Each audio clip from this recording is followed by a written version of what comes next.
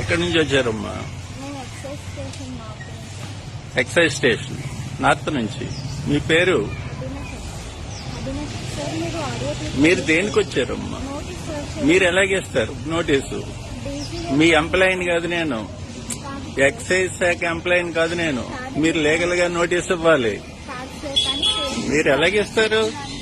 అవునమ్మా, మీకు నోటీస్ ఇచ్చే అధికారం మీకు ఎవరిచ్చారు? డీసీ గారు ఇచ్చారు. డీసీ ఎలాగెత్తాడు? అతనికి ఉన్న అధికారాలు ఏంటి? మీరు ఒక పర్సన్ కి, ఒక ప్రజాప్రతినిధికి, ఒక పబ్లిక్ సర్వెంట్ కి ఎక్సైజ్ శాఖ నోటీస్ ఇచ్చే అధికారం ఎవరిచ్చారు? గవర్నమెంట్ ఇచ్చిందా? చేస్తున్నానికి ఎంక్వైరీ చేయడానికి. మీకే అధికారం ఎవరిచ్చారమ్మా? చట్టాన్ని మీరు చేతుల్లో ఎలా తీసుకుంటారు? కాదు సార్, మీరు అప్లోడ్ మీరు- చేయడానికి ఎంక్వైరీ చేయండి. మీరు చేయవలసిన పని, మీరు చట్టాన్ని చేతుల్లో తీసుకుంటున్నారు. మీరు అడ్వకేట్ ద్వారా ఎంక్వైరీ చేయడానికి డీసీ గారు మీకు ఇచ్చారు అంతే. ఏంటమ్మా ఎంక్వైరీ? మీరు చేసిన రిప్రజెంటేషన్ కి సార్ ఎంక్వైరీ చేయడానికి మేము తెలుస్తున్నారు అంతే. ఆయన ఎవరమ్మా నన్ను పిలవడానికి? ఆయనకున్న అధికారాలు ఏంటి? అంటే మీరు ఒక సీఏ మీరు ఇచ్చారు కదా, ఇప్పుడు మీరు ఇచ్చారు. అవునమ్మా, సీఏ లంచం తీసుకుంటలేదా? 1,25,000 రూపాయలు సీఏ పబ్లిక్ గా లంచం అడుగుతున్నాడా? మీరు పెట్టిన దాని మీదే ఎంక్వైరీ చేయడానికే సార్. అదేనమ్మా, మీ సార్కి అధికారం ఏంటి? చట్టాన్ని. అవునమ్మా, డీసీ గారికి ఉన్న అధికారాలు ఏంటి? ఎంక్వైరీ చట్టం. చేయడానికే ఆయన ఎందుకు చేస్తాడు? న్యాయస్థానాలు ఏం చేస్తున్నాయి? మీద అయితే ఇచ్చారో వాళ్ళని ఎంక్వైరీకి పిలిచారు. అవునమ్మా, న్యాయస్థానాలు ఏం చేస్తున్నాయి? న్యాయస్థానాలు కదా. డీసీ అధికారంలో ఆయన ఇచ్చారు. డీసీ ఎవరికి ఇవ్వాలి? మీ దగ్గర పనిచేసే అధికారులకు ఇవ్వాలి. ఆ ఎంప్లాయీని సస్పెక్ట్ చేస్తున్న ఆయన్ని ఎంక్వైరీ ఇప్పుడు చేయడానికి ఇప్పుడు ఆ సీఎం సస్పెండ్ చేశారా? చేశారు కదా సార్, ఇక్కడైతే లేరు మరి ఆయన. అవును, ట్రాన్స్ఫర్ చేశారు. సస్పెండ్ చేశారా? కూడా వేరే చోట నుంచి అటాచ్మెంట్ మీద ఇక్కడ తీసుకొచ్చారు. అవునమ్మా, ఒక అధికారాన్ని మీరు చట్టాన్ని చేతుల్లో తీసుకొని మీరు ప్రవర్తిస్తున్నారు. కాదు సార్, ఇప్పుడు ఒకటమ్మా, సార్ మీరు మీరు మీరు ఎంక్వైరీ చేయడానికే మీరు తెలుస్తున్నారు. రాజమండ్రిలో బడి దగ్గర, గుడి దగ్గర 5 లక్షల రూపాయల లంచం తీసుకుంటూ మద్యం షాపులకు అనుమతులు ఇచ్చారు. ఏ బేసిక్ లో ఇచ్చారు మీరు? అది ప్రశ్నిస్తే మీరు నోటీసులు ఇస్తారా? విద్యార్థులను మద్యం తాగమని ప్రోత్సహిస్తుందా అబ్కారీ శాఖ? ఏం చేస్తుంది? కళ్ళు మూసు కూర్చుందా? ఆ సరే పిలుస్తున్నారు సార్. ఏకేసీ కాలేజ్ ఉందా? ఏకేసీ కాలేజీలో పేద విద్యార్థులు చదువుతారా? పేద విద్యార్థులు చదువుకునే కాడ మద్యం షాప్ పెట్టి పెద్ద పెద్ద బోర్డులు పెట్టి అమ్మడం నేరం కదా. అంటే 5 లక్షల రూపాయలు ఇస్తే డీసీ గారు పిలుస్తున్నారు సార్. మీరు మొత్తం అంతా డీసీ గారికి ఎక్స్ప్లెయిన్ చేయొచ్చు. డీసీ అంటే ఎవరమ్మా? డెప్యూటీ కమిషనర్ గారు. ఎక్కడ ఉంటారమ్మా ఆయన?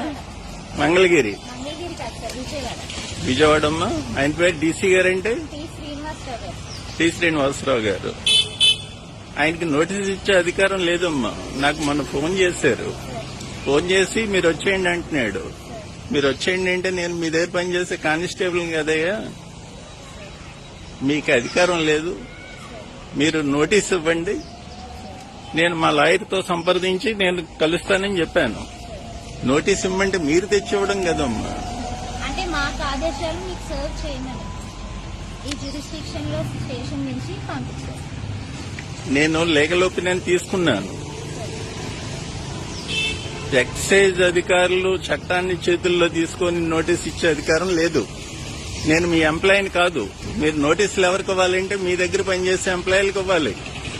కానీ ఓ ప్రజాప్రతినిధికి మీరు ఎత్తున్నారు, ఒక ప్రశ్నించే వ్యక్తికి ఎత్తున్నారు, ఒక లంచగొడ్డుతనాన్ని విమర్శిస్తున్న వ్యక్తికి ఎత్తున్నారు. మీరు ఒక జిల్లా బలహీన వర్గాల ప్రతినిధికి ఎత్తున్నారు. మీరు నోటీస్ తెచ్చి అది ఎంక్వైరీ చేయడానికే తమకు తెలుస్తున్నారు సార్. ఏంటి కళ్ళకు కట్టినట్టు కనిపిస్తూ ఉంటే ఇంకా ఎంక్వైరీ ఏంటమ్మా? అది ఆన్ నేను పేపర్ మీద ఆయన తీసుకోవడానికి అదమ్మా, మాత్రమే తెలుస్తున్నారు సార్. నేను ఎంతకాలం అయింది విమర్శ చేసి? సార్ అది ఆన్ పేపర్ మీద ఇప్పుడు వరకు ఒక మద్యం తెలుస్తున్నారు సార్. ఇప్పటి వరకు ఒక మద్యం షాప్ మీద చర్యలు తీసుకున్నారా?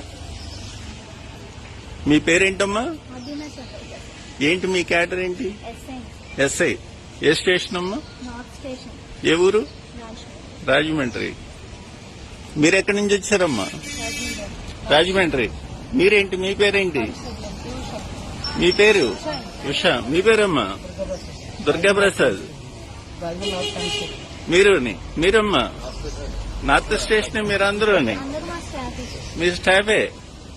అంటే చట్టాన్ని మీరు ఉల్లంఘిస్తున్నారమ్మా. ప్రజల్ని కాపాడవలసిన మీరు ప్రజలను కాపాడవలసిన మీరు మద్యం సిండికేట్లతో కొమ్మక్కయ్యి ఈవేళ ప్రశ్నించే వాళ్ళకి నోటీసులు ఇచ్చే పరిస్థితికి మీ ప్రభుత్వం వెళ్తుంది. ఈ నోటీస్ కాదు సార్, తమని ఎంక్వైరీ చేయడానికి సార్ పిలుస్తున్నారు అంతే. ఆయన ఎవరమ్మా? ఆయనకి ఎవరు అధికారం ఇచ్చారు నన్ను పిలిచే అధికారం? నీకేమన్నా ఉంటే చట్టాన్ని అప్రోచ్ అవ్వాలి. ఓ ప్రజాప్రతినిధి నువ్వు పిలుస్తావా? నీకున్న అధికారాలను అడ్డు పెట్టుకొని ఒక బలహీన వర్గాల నాయకుడిని పిలుస్తావా? నీకున్న అధికారాలను అడ్డు పెట్టుకొని ఏ అధికారంతో వచ్చి మీరు నోటీస్ ఇస్తారు నాకు? నేను చేసిన విమర్శల మీద ఇప్పటి వరకు చర్యలేయి. నేషనల్ హైవే పక్కన 4 మద్యం షాపులు పెట్టారా లేదా? 100 వెహికల్స్ యాక్సిడెంట్లు అవుతున్నాయా? అవుతున్నాయా లేవమ్మా? మీరు చూస్తున్నారా? ఇక్కడ నేషనల్ హైవేలో 4 మద్యం షాపులు ఉన్నాయా? లాలా చెరువులో మీరు వెళ్ళి చూడండి. అక్కడ కాకినాడ వెళ్లే వాళ్ళు కానీ, వైజాగ్ వెళ్లే వాళ్ళు కానీ ఆ బ్రాండీ షాప్ దగ్గర నుంచుంటున్నారా లేదా?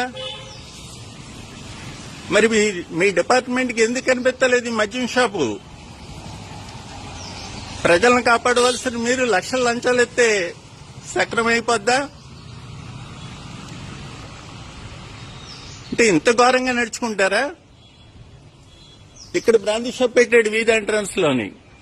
ఇది రెసిడెన్షియల్ ఏరియానా? దీనికి ఎలా అనుమతి ఇచ్చారు? ఇక్కడ లేదా అక్కడ అనుమతి ఎలాగిచ్చారు? ఏకేసీ కాలేజీ ముందు ఏం చేస్తుందమ్మా మీ చట్టం? ఎలా ప్రవర్తిస్తుంది? ప్రజల కోసం పనిచేస్తుందా లేదా మద్యం సిండికేట్ల కోసం పనిచేస్తుందా? చెప్పరేమ్మా నాకు. మీరు ప్రజల కోసం, ప్రభుత్వం కోసం పనిచేస్తారా? మద్యం సిండికేట్ కోసం పనిచేస్తారా? అమ్మా డీసీ గారు కాదు, నేను ఓ ప్రజాప్రతినిధిగా మిమ్మల్ని అడుగుతున్నా. అమ్మా నేను ప్రజాప్రతినిధిగా అడుగుతున్నాను. నా గుమ్మలోకి మీరు వచ్చారు కనుక. అవునమ్మా, కానీ బ్రాందీ షాపులు ఎక్కడ పెట్టాలి? ఎక్కడ పెట్టించారు మీ డిపార్ట్మెంట్? ప్రజలకు రక్షణగా ఉండవలసిన ప్రభుత్వాలు ఏం చేస్తున్నాయి? మద్యం షాపులు ఎక్కడ పెట్టేస్తుంది మీ డిపార్ట్మెంట్? గవర్నమెంట్ నామ్స్ ఏం చెప్తున్నాయి? ఒక మద్యం షాప్ పెట్టాలంటే నిబంధనలు ఏం చెప్తున్నాయి? గుడి దగ్గర, బడి దగ్గర ఎన్ని మీటర్లు ఉండాలని చెప్తుందా? మరి దాని మీద ఏం చర్యలు తీసుకున్నారు మీరు? దానికి సమాధానం లేదు మీ దగ్గర. ఇవాళ డ్రగ్స్ ఎక్కడ పడితే అక్కడ దొరుకుతున్నాయి లేదా? మీకు దొరకకపోతే చెప్పండి, డ్రగ్స్ ఎక్కడ ఉన్నాయి నేను చూపిస్తాను మీకు.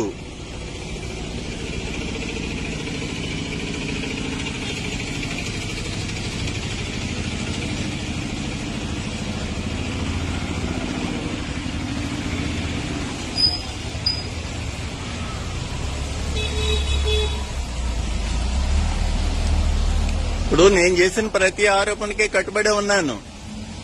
నువ్వు లంచం తీసుకోవడం నిజం. నువ్వు 1,25,000 లంచం అడుగుతున్నావు అంటే ఒక మద్యం షాపు ఓనర్ని 5 లక్షల రూపాయలు నువ్వు లంచం తీసుకొని ఇల్లీగల్ గా మద్యం షాపుకి అనుమతి ఇస్తున్నావు అంటే గుడి దగ్గర, బడి దగ్గర ఈ డబ్బంతా ఎక్కడికి వెళ్తుంది? ఈనాడులో పెద్ద ఆర్టికల్ వచ్చింది, ఏ అధికారికి ఎంత లంచమో. 340 కోట్లు సంవత్సరానికి అధికారులకు లంచం వెళ్తుందని ఈనాడులో రాశాడు ఆర్టికల్. నేను విమర్శించిన తర్వాత ఇవన్నీ వాస్తవాలు కదా. ఎవరిని మధ్య పెడతాం మనం? నేషనల్ హైవేలో అసలు బ్రాందీ షాపులు పెట్టడానికి అధికారం ఉందా? చట్టంలో ఉన్న లొసుగుల్ని చుట్టంగా మార్చుకొని ఒక్కో షాపు దగ్గర 5 లక్షల రూపాయలు లంచం తీసుకొని మద్యం షాపులకు అనుమతి ఇవ్వడం నిజం కదా? అంటే రాజకీయ నాయకుడికి ఒక చట్టం, పేదవాడికి ఒక చట్టం. ఆ లారీ వాడు మళ్ళీ మందు తాగాడని ఆడికి ఫైన్. మందు తాగించేది మీ డిపార్ట్మెంటే, తాగేయడానికి కేసు రాసేది మీ డిపార్ట్మెంటే. హైవేలో ప్రమాదాలు ఎలా జరుగుతున్నాయి? ఇప్పుడు ఆనా వెంకటప్పారావు రోడ్డు చివరిలో స్కాచ్ బ్యారెల్ పెట్టారు. విద్యార్థులు 100 బస్సులు అక్కడే తిరుగుతూ ఉంటాయి. మళ్ళీ మీరేమో ఫ్లెక్సీలు పట్టుకొని మద్యాన్ని దూరంగా ఉండండి, బానిసలు కావద్దు, గంజాయి తాగొద్దు అంటారు. అక్రమార్కులకేమో నేషనల్ హైవేలు వేస్తారు మీరు.